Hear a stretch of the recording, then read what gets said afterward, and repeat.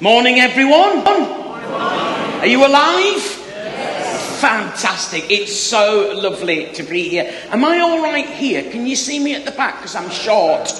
You can't, can you? All right, don't rub it in. All right. But that was my moment. I'm up here now. Can you see me now? Yes. Yeah, good, because it's all about you at the back, isn't it? Do you know what I mean? But this looks like a very poor harvest festival, doesn't it? This one's just here. But it's so nice to be here with you. I'm just going to mention very quickly some books. I'm not going into great detail about them, so brace yourself. This is a book about how you can journey with people that don't know the Lord. It's got loads and loads of practical tips. This is a study guide so that you can study the book that helps you to journey with people more. This is a book that I wrote an article in, like a blog, for those of you who know that. For the others, an article. There's loads of stuff in there that will help you with all sorts of areas of evangelism. This is a book that I wrote to help you answer tricky questions. It's not an in-depth, but it's a general. Okay, this is a book that will help you to share your faith with other faiths. That's a really good book. That's a little leaflet you can put in your bag and give away to people. That's a book to help people become open-minded. That's a book to help people explore. And that's a book to help people when they've said yes to God. Does that make sense? Thought that was a fairly strong performance, don't you?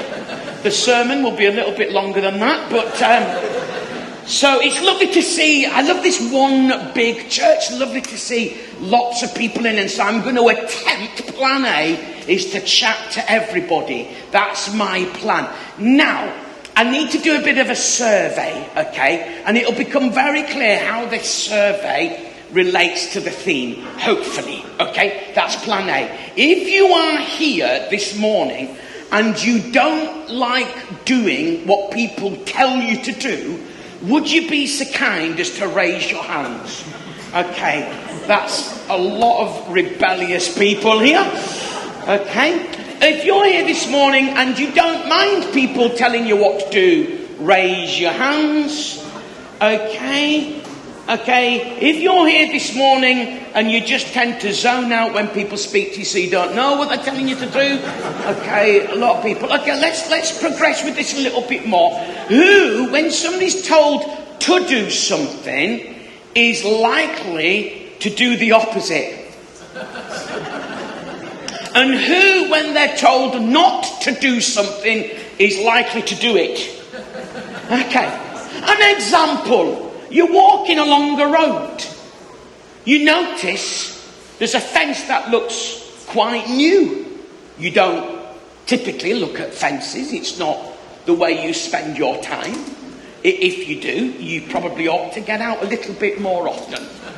But as you approach this fence, you notice these words on the pavement. Do not touch wet paint. Who touches? Anybody touched and the paint's actually been wet? I would have loved it this morning if somebody put their hand up and they did indeed have wet paint. That would have really made my morning, quite frankly.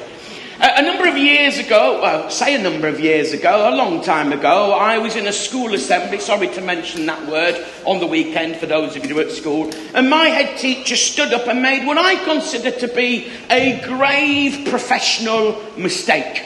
Mr. Ryan, he was about 6'4", and I was sat down, to be honest with you, I'm not much taller when I'm stood up. He was there, Mr. Ryan, and he started school assembly with these words.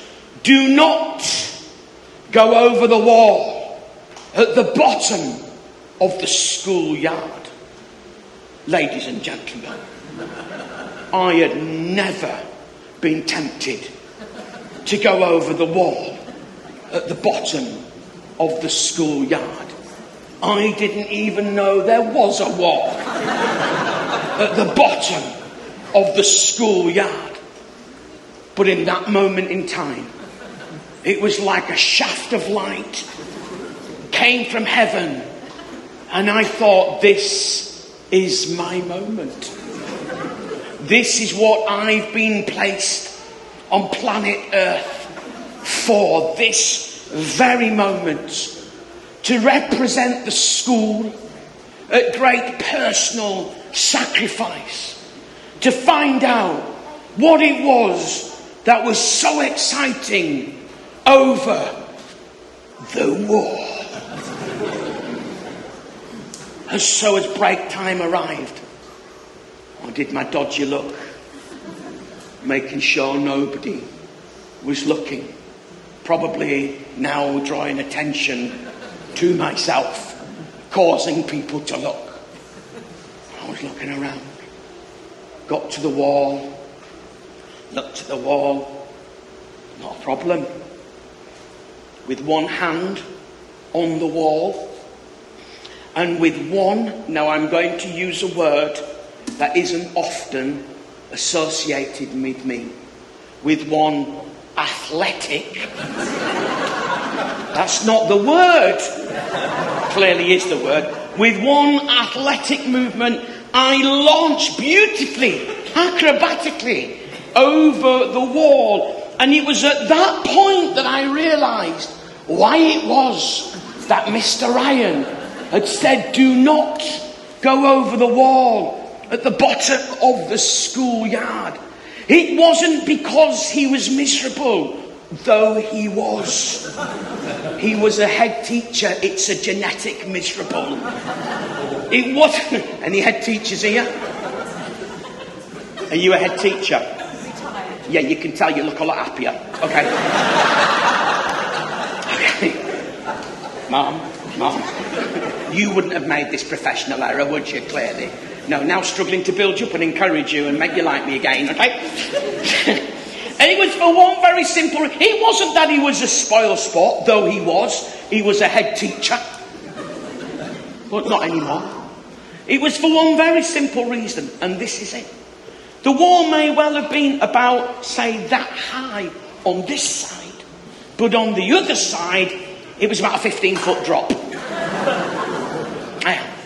And not only was it a 15-foot drop, there was lots of growth around. And there was one of these greenhouses that are like long and wide and flat. Do you know the sort of thing that you might get tomatoes going in or get a plant going in? And that made a lovely tinkling sound as I fell through it and broke the glass. Before that incident, I was 6'4". I lost a foot that day, okay? In height, not like that. Why am I telling you that story when we're thinking about Jesus being the vine and we are the branches? Well, it's very, very simple, to be honest with you. If we could put that slide up that had the verse, that would be really, really lovely. It's very simple, really. When Jesus said, I am the vine and you are the branches, and then he goes to talk about how you can bear fruit or you don't bear fruit if you're not in the vine, or you do bear fruit if you're in the vine. He says there, the vine, I am the vine, you are the branches. Those who remain in me and I in them will produce much fruit, for apart from me, you can do nothing. So when Jesus said, I am the vine, you are the branches, it's a lovely picture, isn't it? I mean, it's a very nice slide. It can produce a nice picture. But actually, I love what Jesus said, I am the true vine. And when we're connected with Jesus, when we are attached to the vine and we are the branches, that's when you and I produce the most fruit in our life. And how do we know if we're on the vine? How do we know if we're producing the fruit? Well, it's very, very simple. It says elsewhere in this little passage, I'm not going to say too much about elsewhere in the little passage because I've been told to stick to this one, but a light rebellion, which I feel is very much in context. Okay? One of the things Jesus said is, if you obey me, if you obey my commands, then that's a really good sign that you know you're in the vine. So there's lots of things that Jesus says to us in life about, or don't do that, or do that. And I don't know if you're anything like me, but sensing from the survey, we're probably all a little bit like this, that there is something in us that often wants to do things our own way. And the thought of anybody telling us to do something clearly is coming from the perspective that they're miserable. But they're not. You see, Mr. Ryan knew the danger. As much as it pains me to admit it, He knew the danger. He wasn't saying, don't go over the wall at the bottom of the schoolyard because he was ruining my fun. He knew that actually by going over the wall at the bottom of the schoolyard, that was more likely to ruin my day. It certainly ruined the day of the old man who owned it. I remember seeing him when I jumped over and I'd smashed through his greenhouse. Okay, this little head popped up of his chair like that, like a meerkat. And I scrambled around in the undergrowth, trying to think, I need to get away with this now. So I'm scrambling around and I'm walking back round to school. I thought, fantastic, I've got away with this. This is superb. What I hadn't accounted for is the man in the chair had contacted the school. And as I was walking back around to the front of the school, thinking I'd got away with it, now these days, this wouldn't be allowed. But when I was at school, you were punished with a cane. Some of you going, yeah, you got some pain there, sir. Have you? Did you become a friend of the cane? Is that what happened for you? And I remember this particular occasion when I'd done this dastardly deed, and I was walking back round, and there was Mr. Ryan, like this.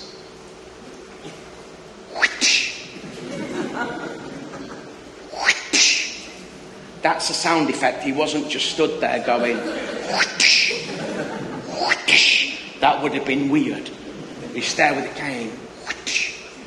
And I'm thinking, oh no, this is not looking good. This is not looking good. Now, because I am a lovely little fella. Thanks for your response. A little bit disappointed. Should we try that again? Because I am a lovely little fella. Yes. So fake. It's so fake. Right, I did get away with it because I was a cheeky chap, not a bad lad.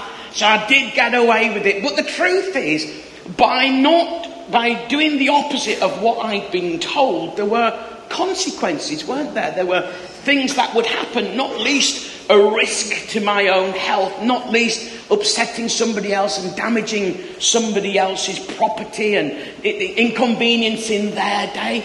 And you know, when God tells us to do stuff, and we've got this group of things called the commandments in the Bible, that when we obey those commandments, it's because actually God knows how we thrive the most as human beings, how we're going to produce the fruit and be fruitful people as human beings. Becoming a Christian is not just about making a promise to God you'll not do stuff again, because we all mess up. Actually, becoming a Christian, becoming one of these branches that gets onto this vine, means that you and I are not only forgiven for the stuff that we've done wrong, not only are we set free from the things that we've done wrong, actually we're committing into something that enables us to become really fruitful as human beings, to produce stuff that is healthy and wholesome, that not only benefits us, but it actually benefits other people. And that's why it talks about, I am the true vine, you are the branches. And the whole idea is that it's not just us being a branch for ourselves. It's that we benefit, not just us, but lots and lots of other people. And then I got a bit confused this morning. This happens quite a bit. So I'm almost done because I've been given a time slot that I want to stay true to. But I do like a church where you can have a cup of tea all the way through the service. It's good. I got confused this morning. I don't know if you ever get confused when you're reading the Bible. Anybody get confused when they're reading the Bible? Okay, 6 of us. The rest of you are fibbers. That sounded a bit Welsh, didn't it? Don't quite know how that happened. But how can you remain in something and then there's something remain in you? Anybody else get confused when they read verses like that? And I thought to myself, this morning, I actually thought about this morning. This is a bad example because there's a hole here, but just imagine there isn't. This is a cup. It's been a radical morning, hasn't it? This is a cup. I want you to imagine that I'm doing the washing up. Imagine it. It's not going to happen, but just imagine it. Okay, and we've got a sink full of water. Okay, so with the lid on, you put the cup in the water. So the cup is in the water. Say, the cup is in the water. A little bit more dramatic, please. The cup. Thank you. Some of you look like you weren't very well when you were getting a bit more dramatic. Okay, so if you put the cup in the cup is in the water, but the water's not in the cup. If you take the lid off and fill the cup with water and then put it on the draining board, the water's in the cup, but the cup's not in the water. Sorry. It's obviously been a steep learning curve for you this morning. Wish all my preaching had that kind of impact. Nice to see you, by the way. However, if you take the cup and immerse it in the water and leave the cup in the water, the cup is in the water. Yes. Yes. And the water is in the cup. So I had this little revelation that the key thing is we've got to get in Jesus and get Jesus in us. And that's easy. We're in oxygen and oxygen's in us. So all of a sudden, actually this isn't as bonkers as I thought it was. And then how do we do that, or how do we know that we're doing that? Simply by obeying the commands. But don't obey them just because, I better do as I'm told. Obey the commands because that's the best way to live as human beings. That's the way we're going to be really fruitful, from the youngest to the oldest. And if you're here this morning and at this point you've never said yes to God, let me encourage you to get stuck into God and let God get stuck into you. To start to give your life over to him and living life his way and obeying him, because actually that's what's going to make us the most happy inside and the most fruitful as human beings. Jesus said, I am the vine, you are the branches. Those who remain in me and I in them will produce much fruit. For apart from me, you can do nothing. God bless.